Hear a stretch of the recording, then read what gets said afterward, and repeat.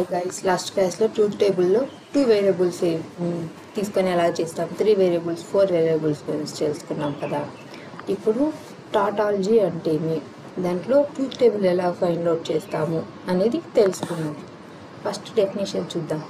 Definition: a statement that is always true regardless of the truths values of its components. ఏమంటే ఒక స్టేట్మెంట్లో always true ఏమంటే values అనేటివి లెస్గా ఉండాలి.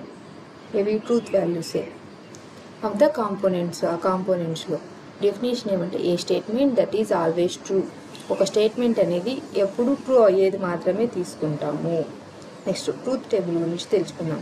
All rows in the truth table resulting true. అన్ని rose ఏమవ్వాలా? True అవ్వాలా. Result అనేది మనకి ఫైనల్ ఆన్సర్ ఏం రావాలా? ట్రూ అనేది మాత్రమే రావాలా. Logical form P or negation P. ఇప్పుడు నేను పిలో ఫాల్స్ తీసుకున్నా, దీన్ని నెగేషన్ చేస్తే ఏమొస్తుంది? నాకు ట్రూ వస్తుంది.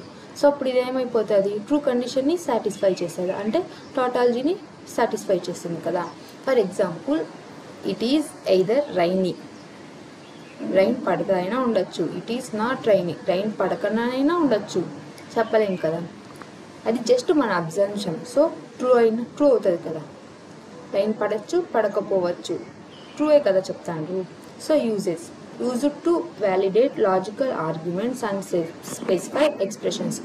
లాజికల్ ఆర్గ్యుమెంట్స్ తీసుకొని, ఒక ఆర్గ్యుమెంట్ తీసుకొని ఆర్గ్యుమెంట్ ద్వారా ఎలాగ ఫైండ్ అవుట్ చేసి. ఇప్పుడు ట్రూత్ టేబుల్ తెలుసుకున్నాం.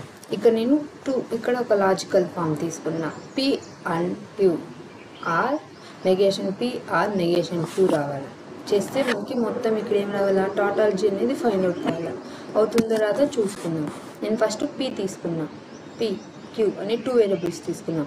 అప్పుడు మనకి ఏం కావాలా? 4 రోస్ ఫామ్ అవుతాయి. సో 2n ఫార్ములాతో. So P queue.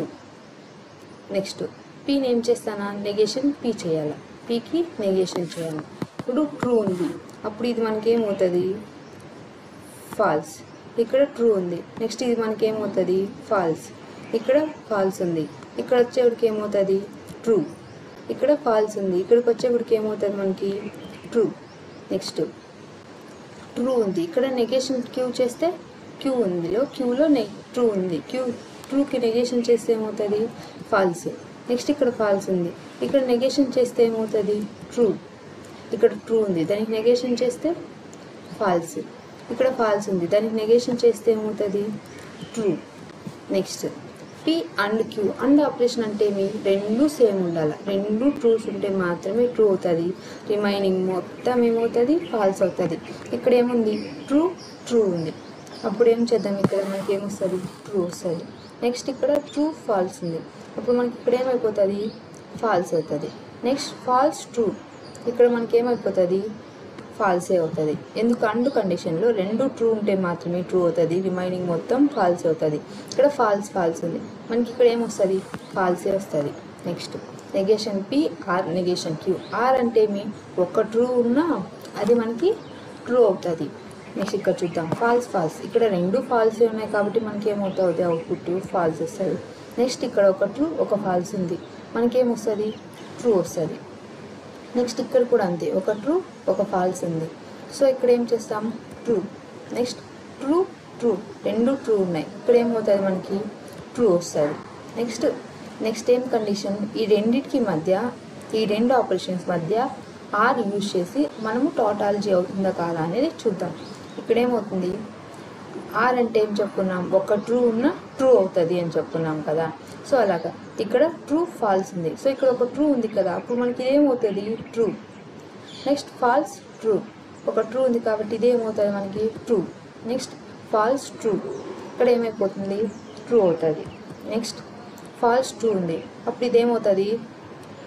ట్రూ అవుతుంది అని మేము చెప్పుకుంటున్నాం. ఆర్ కండిషన్లో రెండు కనీసం ఒకటన్నా ట్రూ ఉంటే ట్రూ అవుతుంది, రెండు ఫాల్స్ ఉంటే మాత్రమే ఫాల్స్ అయ్యేది అని చెప్పుకుంటున్నాం కదా.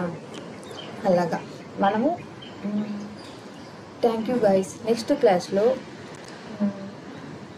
కాంట్రడిక్షన్ అంటే ఏమి అనేది తెలుసుకుందాం.